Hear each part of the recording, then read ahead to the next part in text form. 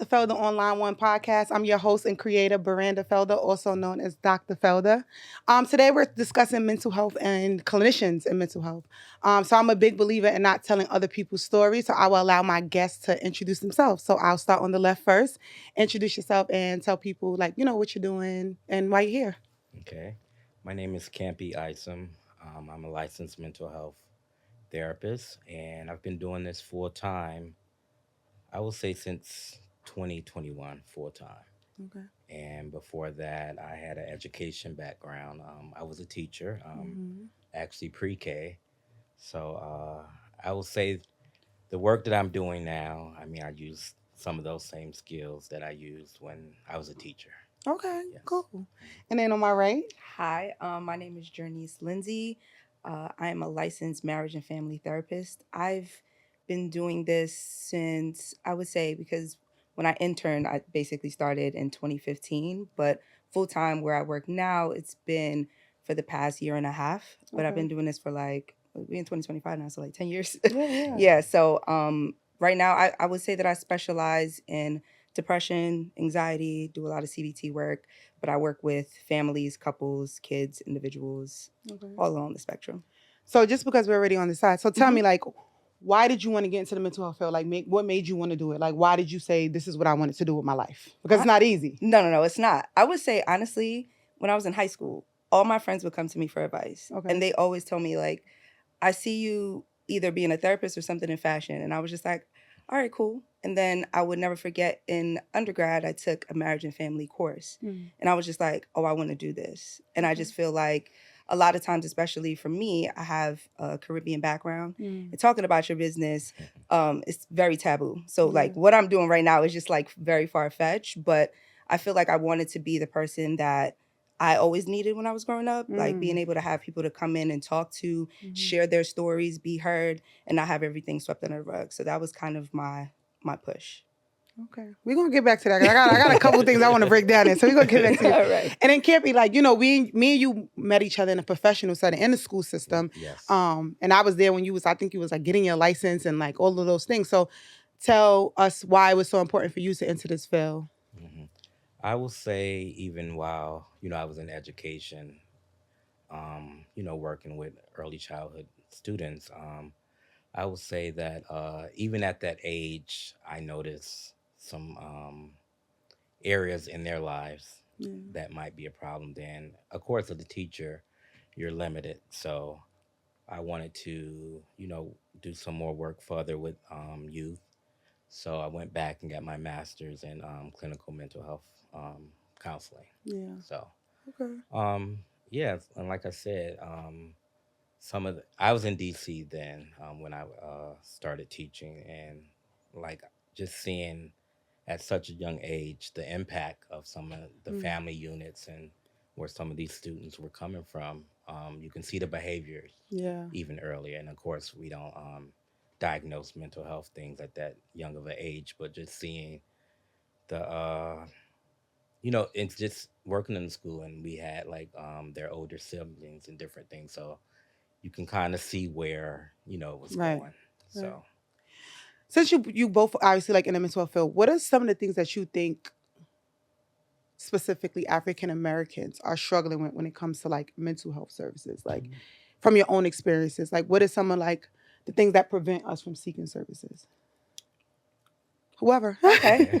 I would say that um right now I think that mental health is like being put on the map where everyone is kind of like wanting to seek it. But I think prior to that, it wasn't that much of a conversation. It was just kind of being forced to kind of like want to struggle, or like everyone having like a story, a struggle story, and just kind of like just sitting with that and not ever wanting to like go further than that or heal from that, because it was just like a badge of honor to say like I have all of this stuff pent up inside and no one to talk to. Yeah. And I think now that the resources are there, um, and we have clinicians that look like us, Mm. that are coming up, it's kind of like, okay, like now we can finally tell our story, and they hear us, they see us, and there's this relatability factor. So I think that, and I think also expenses. Sometimes Yeah. it's like it's hard to afford therapy, and it's hard to get insurance to be able to do all of those things Hmm. as well. So I think that that was kind of a thing that was a bit of a pushback. But I think now a little bit more, it's becoming a little bit easier, Yeah. but it's still a struggle for Yeah. some. I think for me, I've seen the most like improvement. It came now because like a social media thing, and I also see like the thing like after COVID, like a lot of people Yeah. now are kind of like, okay, like I'll go see a therapist. I'm talking to somebody, but before it was like if you had a therapist, you didn't speak to nobody because people thought you was crazy. Absolutely. That's really how people used to think. People used to be Yes. like, you see a therapist. I'm like, that's not what that means. But Mhm. a lot of people would, shield what they were going through. Even if they were seeking the services, they wasn't telling Tell people. anyone. Yeah. But I think that social media has made it cool to be like, yeah, I talked to Yeah, somebody, I or agree. Mhm. I'm everybody. I have depression. I have anxiety. Like everybody are using these terms, and I think because now it's a lot of people like advocating and speaking about it on podcasts platforms. Yeah. It makes them feel like it's okay to Exactly. kind of talk about it. Yeah, and I will say also, I'm sure some of you have heard this growing up. What happens in this house stays in this house. Mhm. So Mm-hmm.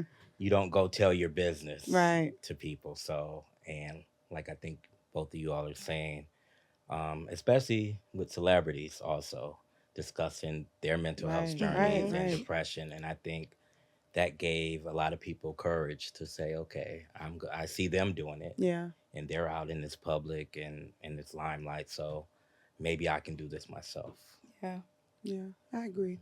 What is it like? I think one of the barriers, the most important barriers you touched on is like now we have more people that starting to look like us, right? So like you, and then now me, right? Mhm. I think that that's important to have in the community because a lot of people said I didn't want to go to therapy because this person didn't understand, or people that have been to therapy was like I went and she couldn't understand, she didn't understand this, and she didn't understand, she wasn't relatable, she couldn't get where I was coming from.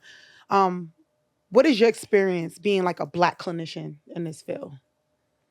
I would say that based off, because I've worked with so many different populations, but what I can say is that usually when people come in and they look like me, there's like this exhale that happens where they sit down and they just automatically get comfortable because one, they don't know who they're walking into.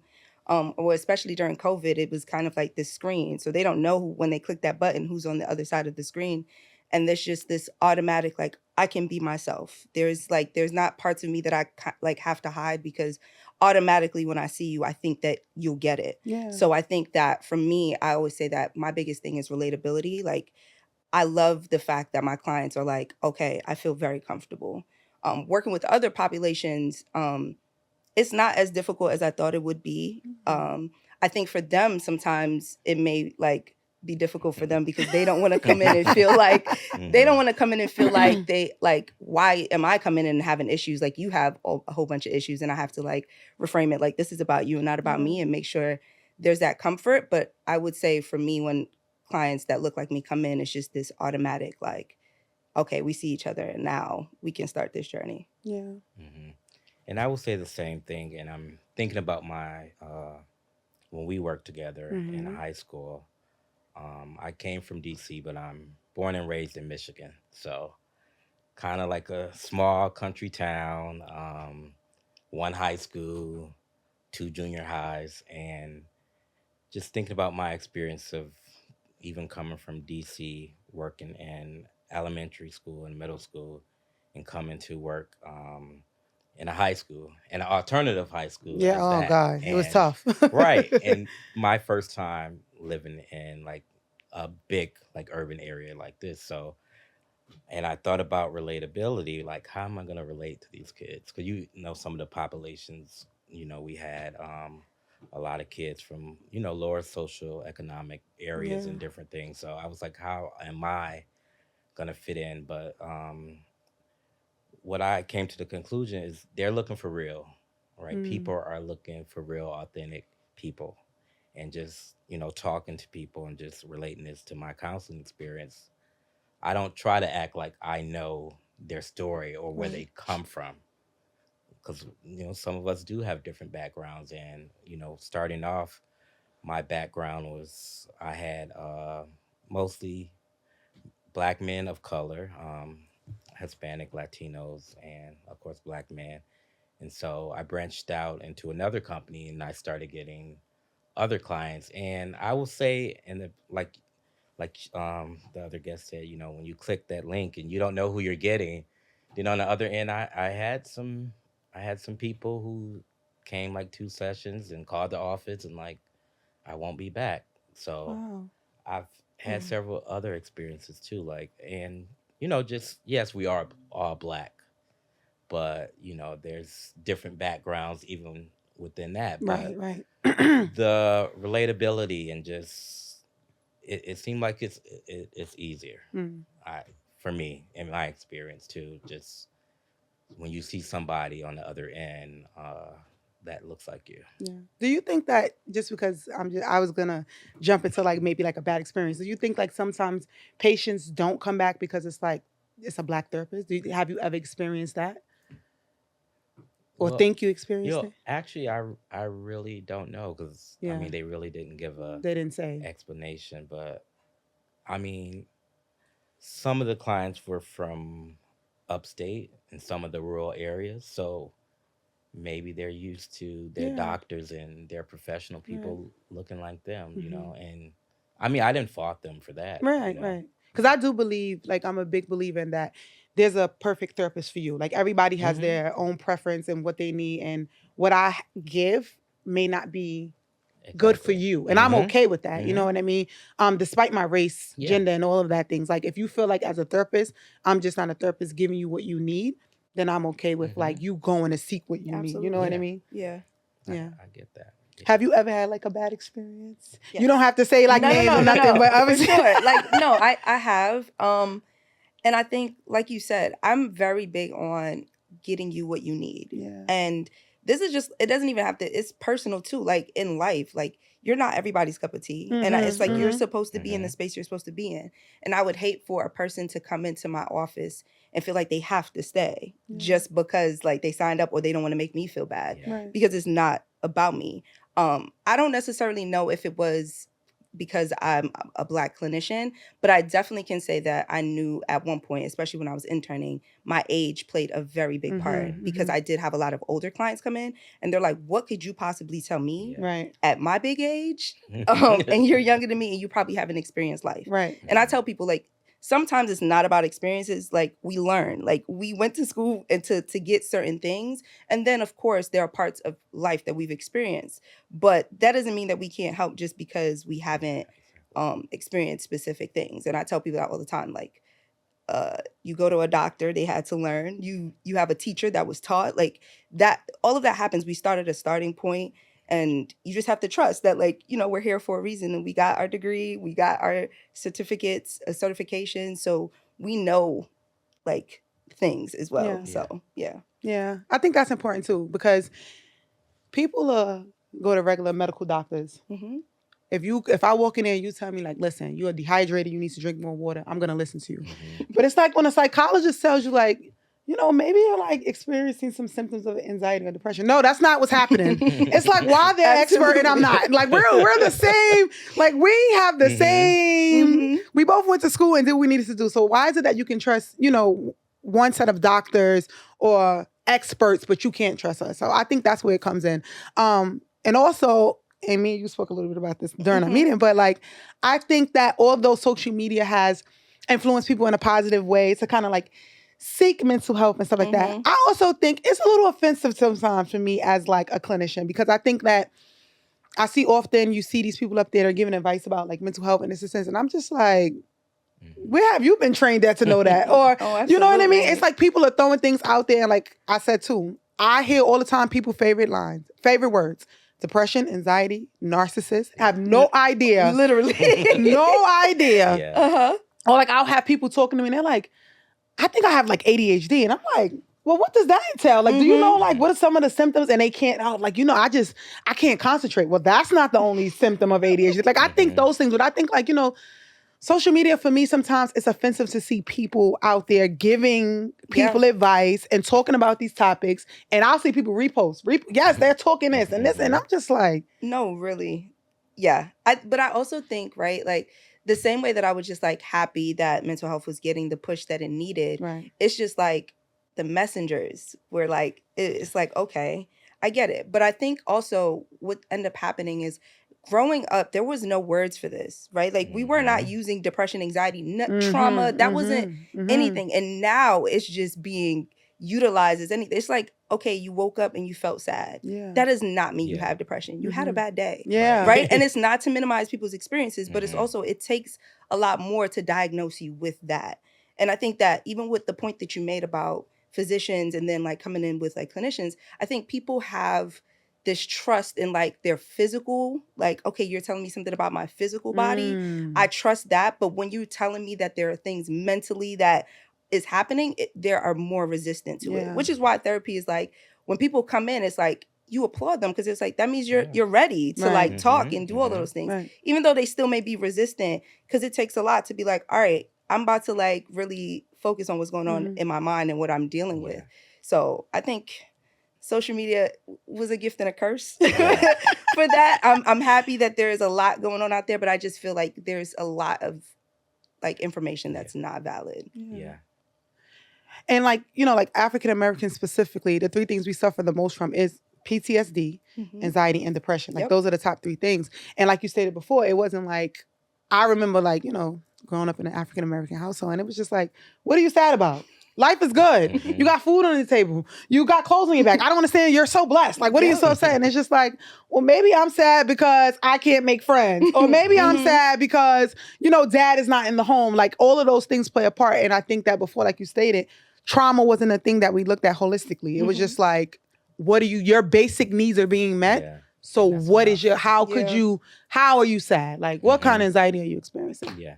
And just piggybacking about what you all said, I think with the social media thing, I think people are trying to make some type of meaning of some of these things they are feeling. And yes, they may not be the experts, but I just believe even getting the conversation out there is okay. And like I said, people are trying to understand a lot of things and using these terms and these words, but of course we know there's more to it about the diagnosis. But I like that the conversation is out there, but of course I will refer them to the experts and the right people, or I give my clients, look up to this person. They're a doctor, they're a licensed mental health. There's some, and they have some content that will help you. So I point them in that direction of the people who are the experts in that area. Yeah, you're right. I just feel like, I think when I get the misinformation and I see people post it and they'll say this, and I have people, here I am, I say I'm in school for this. Like, this is what I learn every day. And they're like, no, but Miranda, this, and this. And I'm just like, but that's not right. Like, there's a book that tells you this is what you have to have, the symptoms for you to be diagnosed with that. But one thing I did like about when me and you had our conversation, you talked a lot about Black men attending therapy. And I wanted to make sure I touched on this topic because so many people think that, Miranda, you only root for women and Black men, we're suffering and we're suffering more than women. So it was important for me not only to speak to you about it, but to have you on this platform because I want people to know that I'm rooting for everybody. Like, I believe that Black women have it hard, and I also believe Black men have it hard, and other race are struggling as well. I want to be an advocate for my people because I feel like we don't have a lot of people that look like me, but I want to specifically give like a second to like just talk about like Black men and what they're struggling with and what that looks like in the therapeutic room for you. Well, I will go back to some of these podcasts also about the expectation of what Black men should be. You have to be this provider. You have to be this protector, and every day, 24 hours a day, 7 days a week. And from what I'm hearing also, it seems like that is exhausting sometimes. Like they're asking for help or needing someone, to talk to about the issues they're facing, but it seems like it's not a safe space for them to release some of the things they're talking to, because they have told me some stuff, some clients, and I'm like, have you talked to your wife about that or your girlfriend? And like, I don't talk to her about this. Yeah.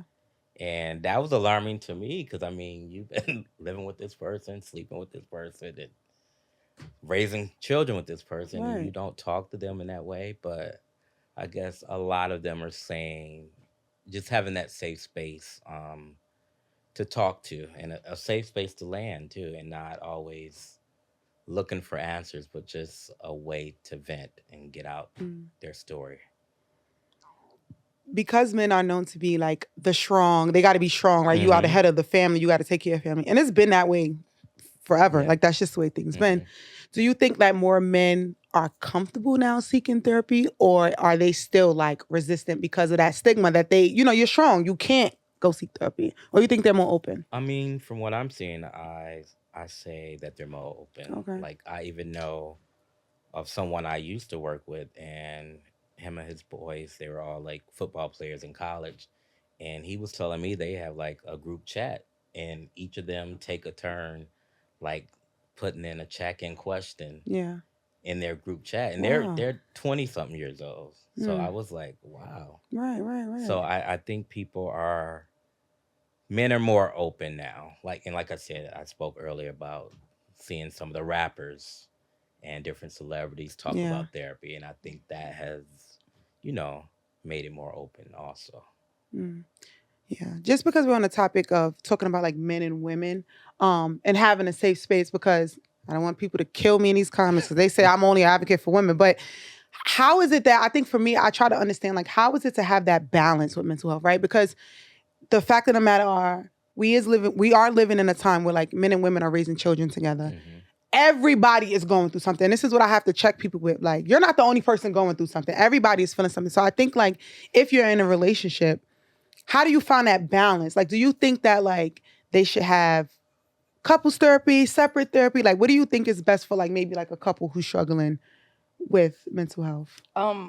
Well, for me, because I do work with couples, Mhm. everyone needs their space to do it. So Yeah. I always recommend when I have couples that they seek their own individual therapy. Mm. I have couples right now that are in family therapy. They have a whole bunch of therapists. They have family therapy. They got me as their couples counselor. They have individual therapy because there's so much. It's like we look at it like systemic. Like I look at things systemically, right? So it's like, okay, like there's this couple, then there's the family, but then there are things that you come into this relationship individually with Mm-hmm. that you don't talk about, right? It's Mhm. like, okay, we're asking like, well, why are you like this? Why are you like that? And if you have no one to talk to about that, then you can't get to the root of that problem. And I can't do that and help you guys Yeah. together as well. So I think it's very necessary that, couples counseling, I think is important, whether you're married, whether it's just like before you get married, Mhm. because there are a lot of things that couples don't talk about, right? Because I've had couples come in and say, oh, we're good, we're just coming in to check in, and by the second session everything has done exploded. I'm like, wait, hold on, what's going Y'all on was here? good. Yes, Y'all was last good week. yesterday. But I think that a lot of times people think no conflict means that the relationship is good. Yeah. And I always have to like help them unlearn that idea that conflict is bad. It's just meaning that you guys can have conversations, hard ones, but it doesn't have to always just like be this like loud arguing, whatever. It's just listen to each other. You have Yeah. different opinions. So yeah, I definitely think that individual counseling, marriage counseling, family, if you have kids and you also trying to figure out that dynamic, is very, very important. Yeah. Yeah. And like you said, when you were saying that to me, so I went on this podcast, I did an interview with the You Good podcast. And my friend Mike's over there. He was one of the hosts and he's married. So he was telling me how we were talking about mental health, and he was saying how like his wife used to like clean up all his stuff all the time, like clean up his stuff just because he was messy. And like she would clean up and organize his things, and it would like really frustrate him. But he used to be like, why am I so frustrated? She's doing something nice for me, right? Like she's organizing my things. And it wasn't until he realized that it was something that his mother used to do as a kid. Mm-hmm. And then he used to come in and he used to be frustrated because he couldn't find like his thing. So it's not even because my wife is doing something nice. This stems back to my mother touching my stuff. So now you're touching my stuff is triggering something inside of me. But he didn't realize that until he actually went, sat down, talked to a therapist and figured that out, right? Right. And he told me that story. And when he said that, I was like, that is a perfect example about how sometimes the things that we experience as children carry over into our adulthood. And that wasn't even something that he realized. He was getting upset with his wife, but it was something that his mother started as a kid. And I think sometimes that's what people don't know or people don't talk about. So it's like, this is not a new thing maybe that you're doing. Maybe I'm triggered because this happened to me years ago, And it's just not like we always want to say daddy issues Yes. with women. There are some men that have mother's issues. Can't be looking at camera and tell them too, because they don't believe that. They think I'm too much. And I Yeah. and I just want to say too, just piggybacking on some things. I guess with men also, a lot of them would say, "I talked to my mother, I talked to Mm, my girl," but I will tell them that it's kind of difficult for your girl to be all of that, yeah. and constantly dump that on her, and so you putting her in different roles and stuff that she may have her own issues that who does she go to? I said, so you need your own individual person, Yeah. that you have that you can be able to talk to also.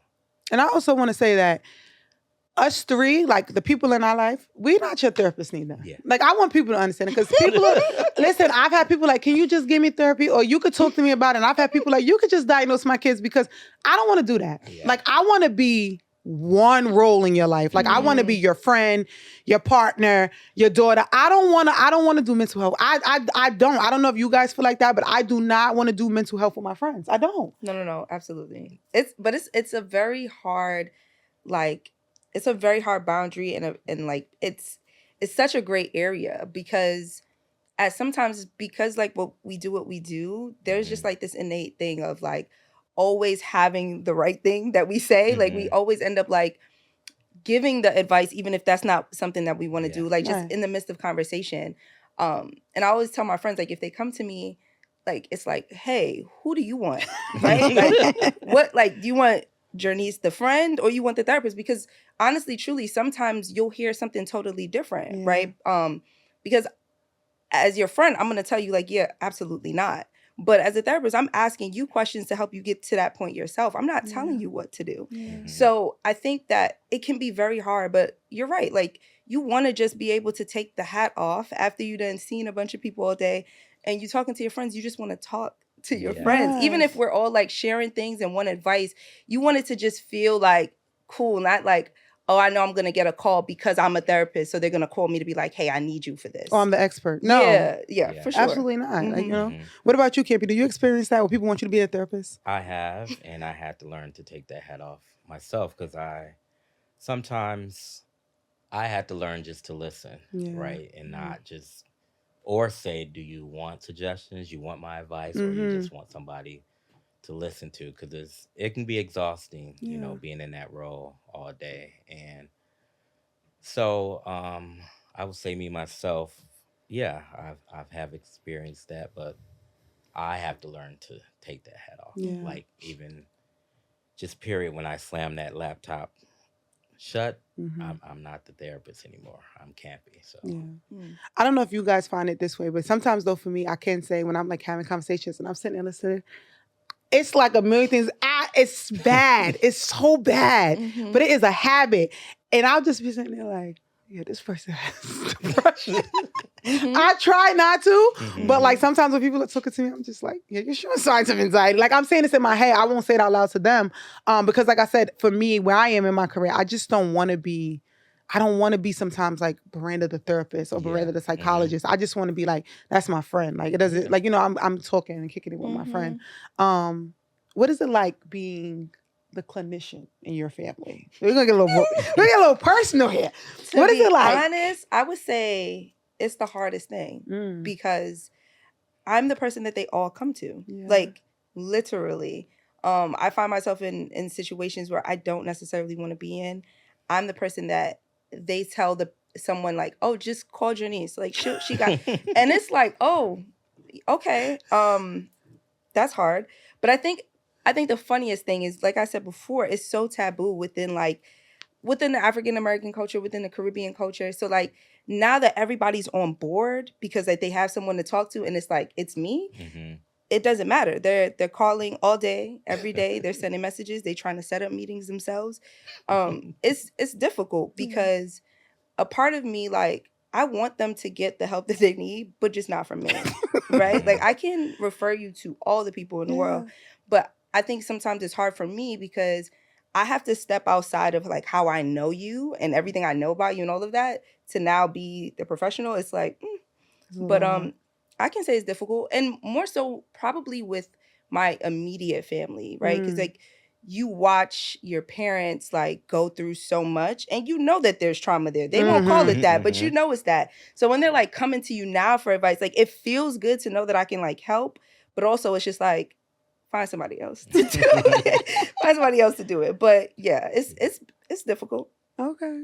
What about you, Kippy? What is it like being? I would say surprisingly, I don't have that issue. Wow. I really don't have that issue, and I will say that what has helped with that I share a lot too Okay. of what I'm going through. So I try to make them feel like, well, just not even feel like, just to see my life that yes, I'm the therapist, Yeah. but I still have my own issues too Mm-hmm. that I'm currently working through. So I mean, my mother, I can think of like nieces and nephews. She'll tell them, "Oh, call Campy, or you need to talk to Campy." But like my brothers and sisters, I really don't get that.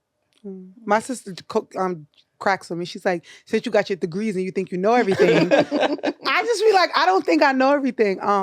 So I definitely get some of that. And I know this next question is going to be a little taboo, but I got to ask just because I think this year for me personally, I had to set more boundaries and like saying no. Like me, I wanted to be everything to my family. So like if my sister needed me to go pick up her kids, I go get my nieces and nephews. If my mother needed me to do this, I feel like, because that was me feeling like I needed to be like supportive and needed to be there for everybody. But this year specifically, I've been saying more like no, like, and not having a reason. Like it would just be like, no, because I don't want to. Like even today, like my sister and them, they're going to like a kids party. She's like, oh, you should come. And I'm just like, yeah, I don't want to go. I don't want to do that. No, I'm not. And she's like, why are you not going? I'm like, I don't have a reason. I just don't want to go. Like, you know what I mean? So as therapists, clinicians, what do you do to prevent burnout? I know it's a taboo question, but I have to ask, like, what do you do? Like, how do you make sure that you don't lose yourself in the midst of that and hearing everybody's traumas and what they're going through? It's heavy. So how do you make sure like your niece is okay when you walk away from that?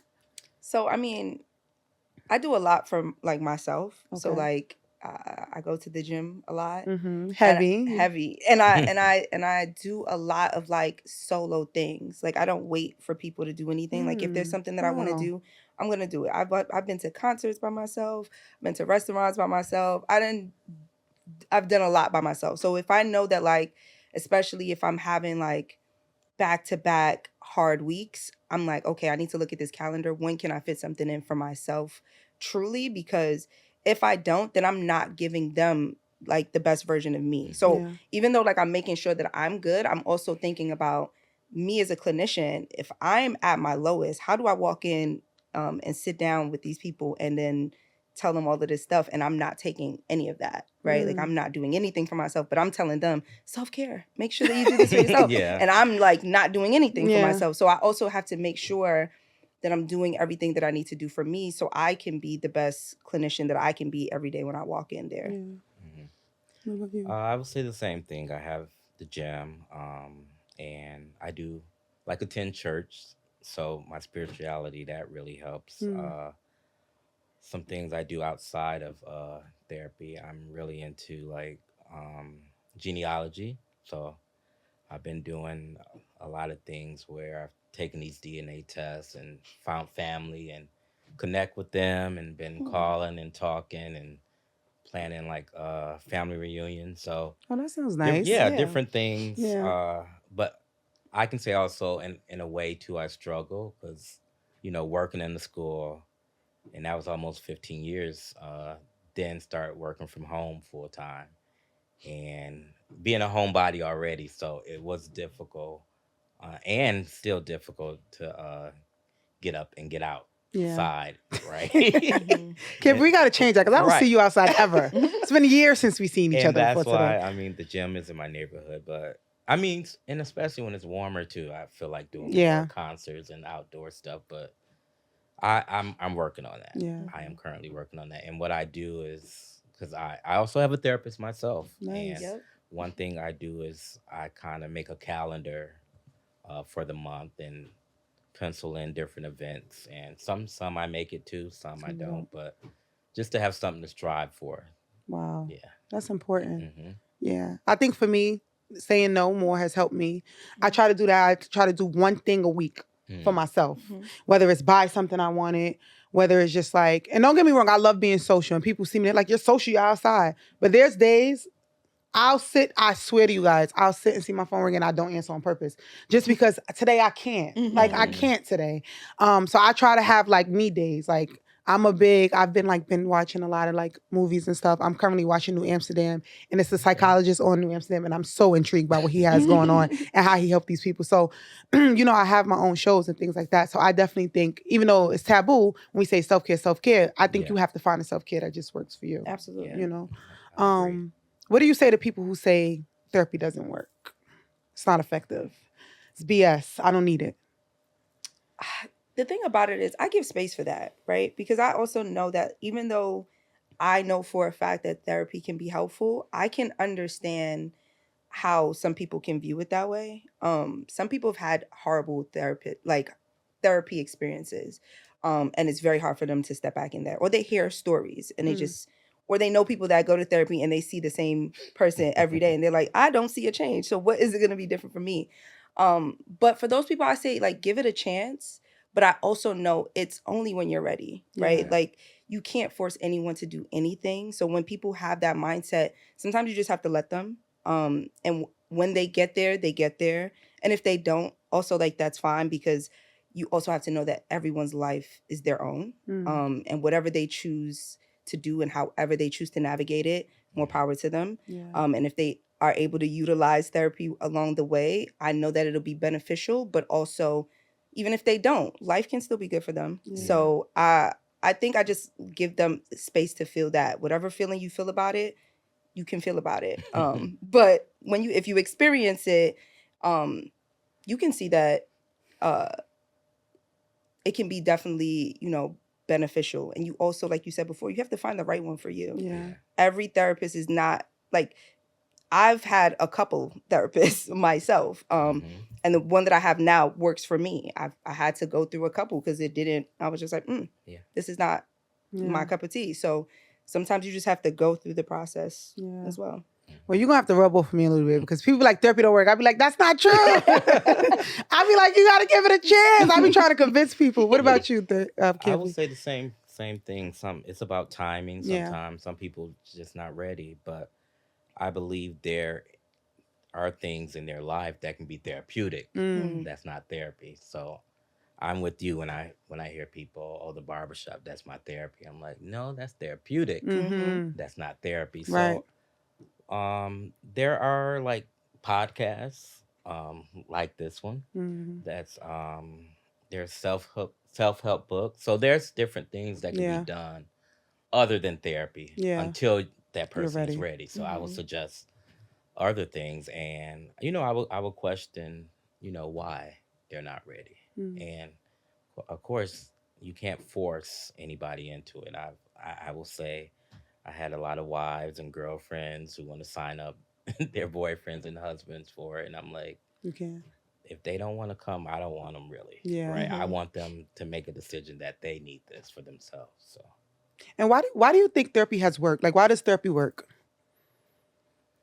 I think like clients, they get to talk about these issues in a way that's deeper than you can talk to with a friend or a mother or somebody. And just sometimes it's not about all the techniques and strategies. It's about releasing that story out of you that just been inside that you haven't even shared with anybody. So I think it works because it sometimes give you a different view of looking at something. Because I had one client was like, yeah, all the advice you tell me, I'm like, wait, I'm not giving you advice. These are suggestions you can do and try in your life, and whether they work or not, you are, I would say I'm the passenger. You're in the driver's seat. And so I'm not telling Can't you be, I what don't to do know. with your life. I've had somebody who said to me, the lady didn't tell me what to do. She didn't fix me. And I was just like, I said this on the previous episode. I said, that is not my job. My job as a therapist is not to fix you. No, right. I'm here to give you the tools to get through each day. Exactly. But this is you're in charge of your life, because the Mhm. moment something don't go the way you wanted it to go, you're gonna say, well, my therapist told me to do that. Yeah, Mhm. right, You know what I mean? And that's what they don't. That's gonna be that. My therapist said that I should break up with my boyfriend. No, no, no, Right. no, no, no, no, no, no. We are not doing that. No, I didn't say that. You know seriously. what I mean? And I think that's what people. I don't think that they understand sometimes what therapy is for, what it's supposed to do. I Right. think when they come, they think that we're supposed to fix them. But Yeah. what do you all think when someone says, when something is about to happen or they're about to take that step back, they hear your voice, they hear the therapist's voice in their Mhm. head? Is that I that a think that's bad thing? secretly your voice. I think you hearing it's me, Okay. but it's what you I really always want to tell- do. Yeah, I say that. I say that too. I think Okay. for me, like, because I have clients that will be like, well, I live my life and be like, what would your niece do? And I'm like, but also like the things that I am giving you, that's not me either. Like Right. this was in a book that I learned, and I'm helping you to see it. But I think that a lot of times therapy works is when the client wants it to work, because Mhm. they are in charge of Yeah. Say that of part this. again. Look in the camera. And I need you to say that part, because people don't Literally. understand it's work. Come on. Therapy works when the client works. That's Mm. why it's been Mm. working, right? Mhm. Like when you're like, I always say my favorite clients are the clients that are ready to do the work. Exactly. Because when they come in and they're expecting you to just do everything, it's like, you're with me for an hour a week. You have all those other days Mhm. to live life. So you have to like decide like, hey, whatever I just learned, am I going to utilize it? Because Yeah. I tell people all the time, the most selfish thing you can do is have all the things you know and all the things you learn and keep it inside. Yeah. And no one else gets to experience Mhm. it. And that's just even like as clinicians, it's like if we know all this stuff, we can't just keep it to ourselves. We're here to give it to the people so that they Right. can utilize it. So Right. therapy works when they want to work. If people saying like therapy doesn't work, what have you been doing? Yeah. Yeah. Probably Mhm. nothing, right? Right. You come in, you sit, you vent, you hear the some of the things that you can utilize, you go about your life the same way. Yeah. You don't make any change. Mhm. So And I also want people to understand that change is different for everybody. mhm. So like people, it's people that's been in therapy for a year, and they're like, I haven't seen any change. And like you said, it's like, okay, well, what kind of work have you been doing? And not only that, I think people think they're gonna come to therapy for a month and they're gonna be okay. It's a process. Right, Like it is Mhm. work. It's like anything else in life. It is work. Therapy is work. You have to do the work. Like you stated, you have to incorporate what we talk about, and you have to go incorporate that into your life. Yeah. And people don't. I think sometimes people think, I went to therapy, I spoke to her. Why isn't my life Feel better? And it's just Right. like, Mhm. that is not how Yeah. this works. And I say the same thing, like, when we go through the intake process and we come up with objectives and we come up with goals, I tell them, when they're talking about what they want to work on, they're giving me 20 things. I said, Mhm. we can't work on all this stuff. Let's just pick what are the three most top things that come up most for you in your Right. life. Because they want to run in, and like you said, it's a process. Mhm.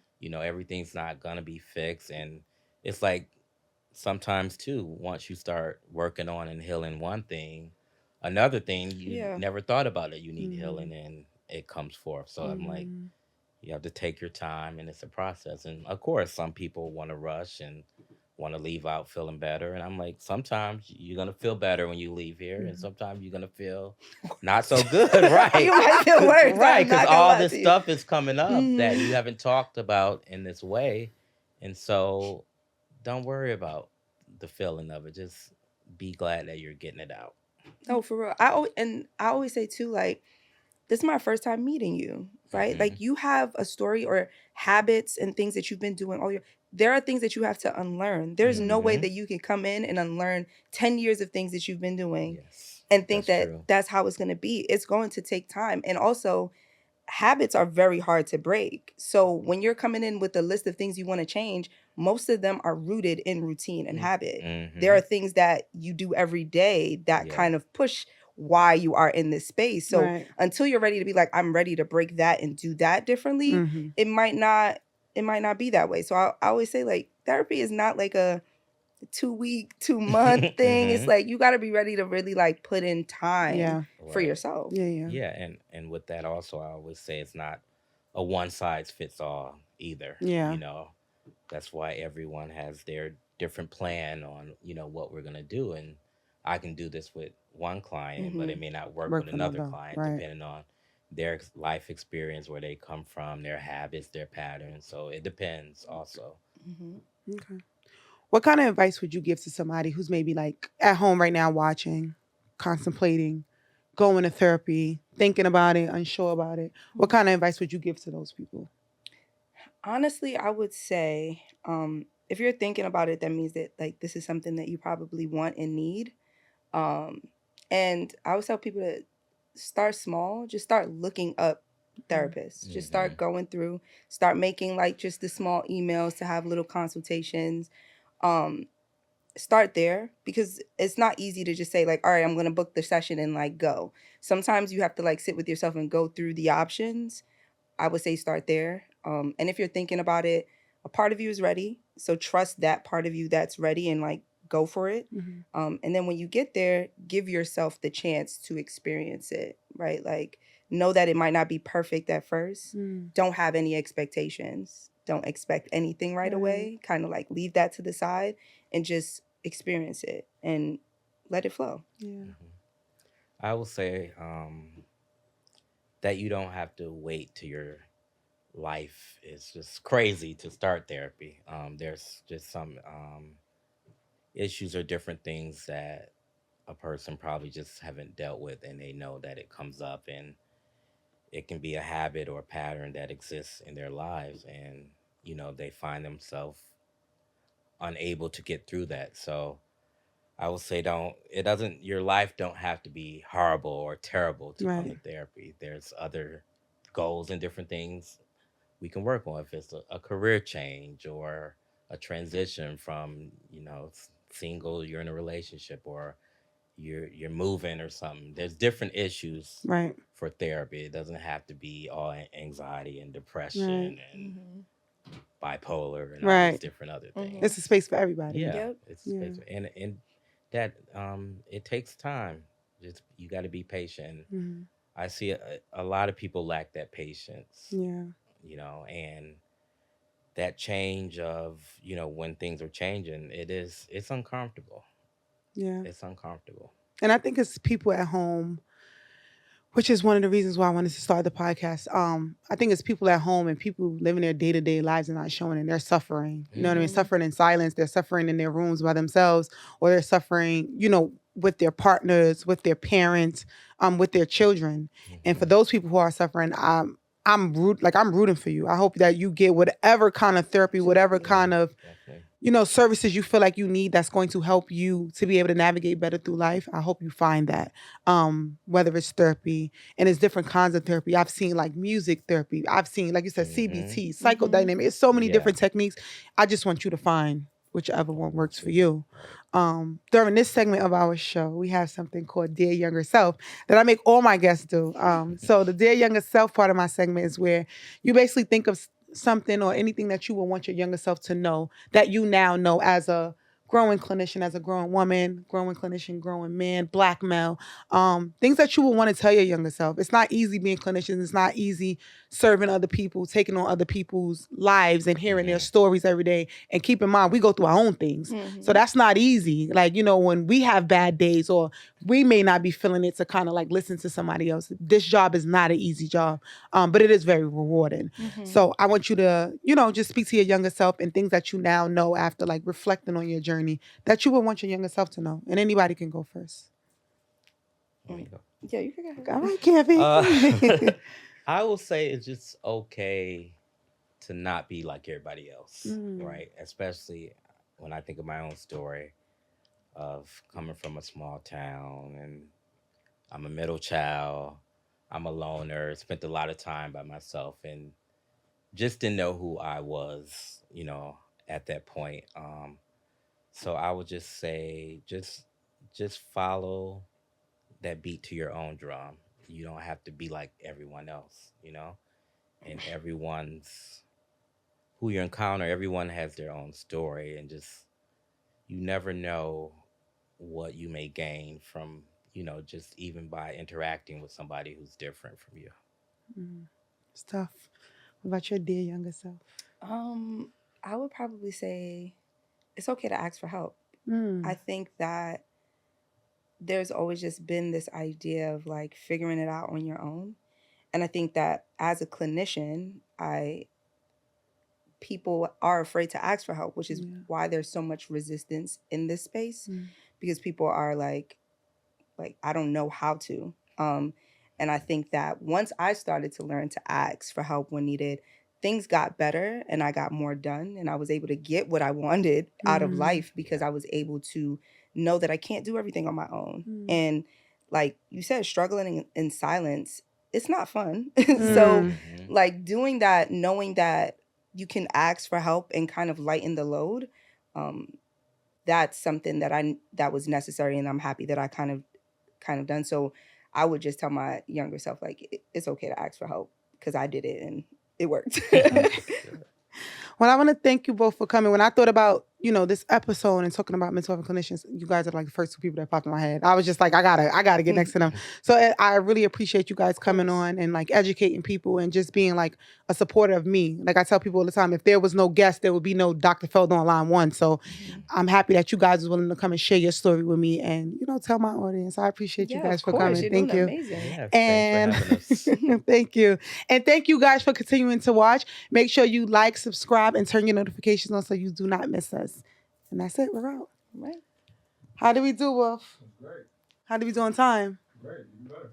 Really? On time, yeah. I'm just getting better and better at this.